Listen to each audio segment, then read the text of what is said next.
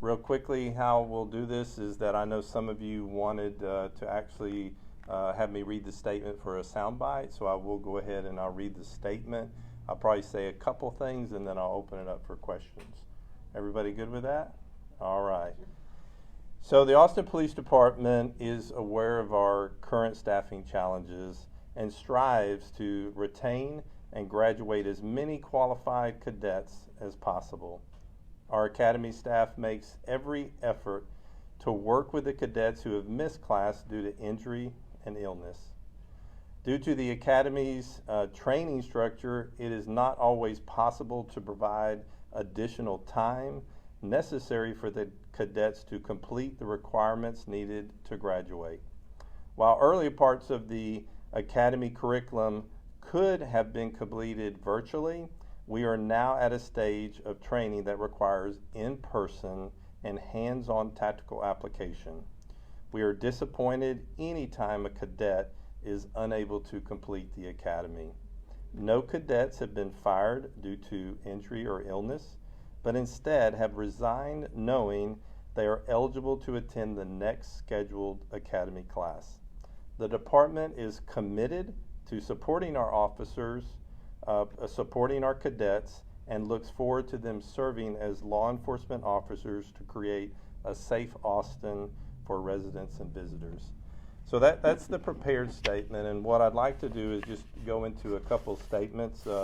One is that we started with 100 cadets. We currently have 82. So we've lost 18 cadets, but 8 of them are for injury and illness. So for the last several weeks, we've really been looking and exploring, hey, this is 8 individuals and their families who have dedicated their life, their time to say they want to be an Austin police officer. So we have been exploring what we can do for those individuals.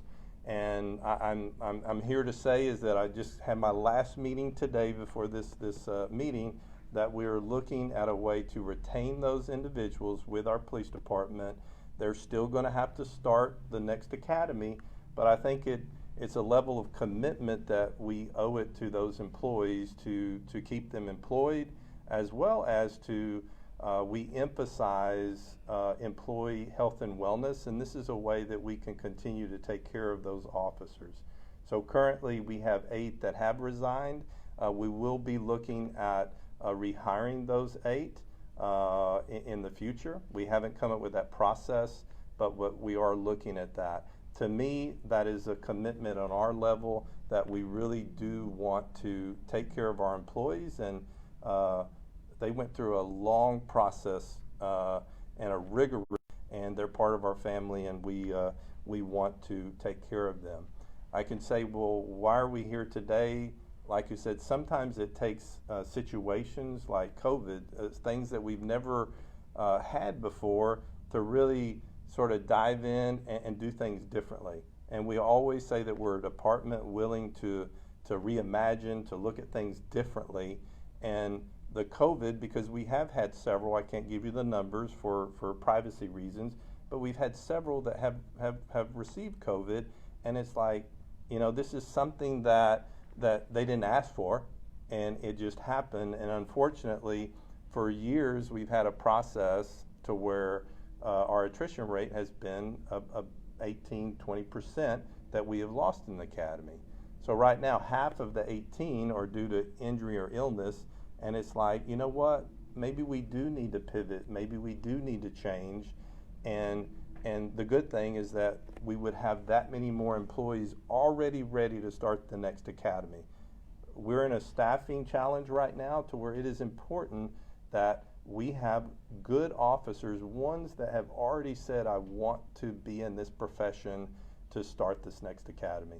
What better to have the ones that have already given up their time, their efforts, their jobs, moved their families here for us to take care of them and for them to continue to be with our family here at APD. There's been some questions about making up the time. Why is it so difficult? Why can't you just go ahead and miss a few weeks and then just wasting time? There is a lot of scheduling that goes into an academy. as I said in the prepared remarks, is that we do every effort to shift, to accommodate individuals to do virtual training if we can, but there's certain classes in the academy, especially as I mentioned on Skills Week and hands-on, to where it's an all hands on deck.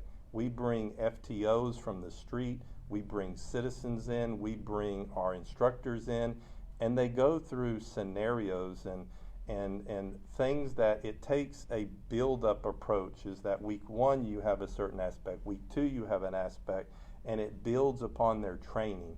If you miss that week and you come back, or you miss 2 weeks and you come back, you're expected to start the academy where you're at, but you've missed too much to really grasp. We want our officers to be the best trained for this city. And we're not going to push somebody out that is not ready and prepared. So unfortunately, even though we do everything that we can, there was someone that had a minor injury that needed to be out for a week.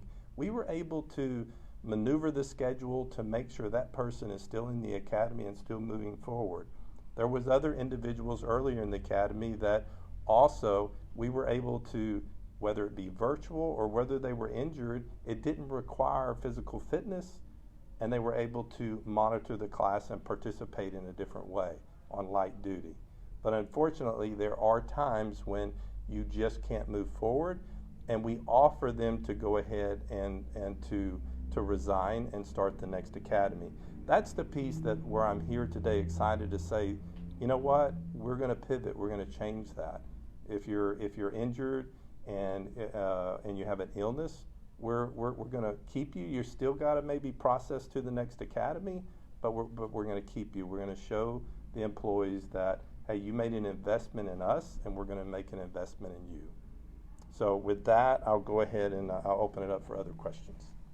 What are some of the options that you're thinking about doing as far as like retaining these employees that have needed to resign? Can you when you say what duties in the department can we have them do, or what was the question? Well, what are you had mentioned pivoting and looking at other options for these cadets. What are some of those things? Okay, so I'm going to try to answer that question. If I don't get it on target, please let me know. This last class, we waited a year to start the academy. That's one of the challenges that we started another academy. So our Reimagine class, and hopefully we'll get back on track. But before this is that there were several people that moved to Austin, that their families moved, and they were just waiting for the class to start. So we piloted a neighborhood liaison program to where we brought like 8 people in, we hired them, and we just said, hey, connect with the community. Do some work with the community and learn other aspects of our department. What we're looking is we're just not saying, hey, you're a cadet, we're gonna you no longer can be in the academy, so we're just gonna put you somewhere else and work in the department. There's absolutely work to be done, but what we want to do is develop a program. That's why I say we're exploring, we're in the process of putting this together. But the idea is that throughout that 40 hours is that we want our cadets connect with the community. So we want to reinvigorate that program a little bit. We may have them do some assignments that we're short-staffed, that we need them to work, but we also want to take some time to where what's about to happen. This is a great plug, is that Blue Santa's coming up, right? It takes a lot of our employees to put that together. So it may be an opportunity for them to connect with the community, to connect with one of our community programs, to see another side, the policing that we want them to be connected with our community. So those are just some examples that we're looking at. Once we flush out the program a little bit more, we'd be glad to talk about it a little bit more. Does that answer your question? Yeah, it does. All right, thank you, sir. Do you think that will be implemented in the next academy? What you just mentioned, those ideas?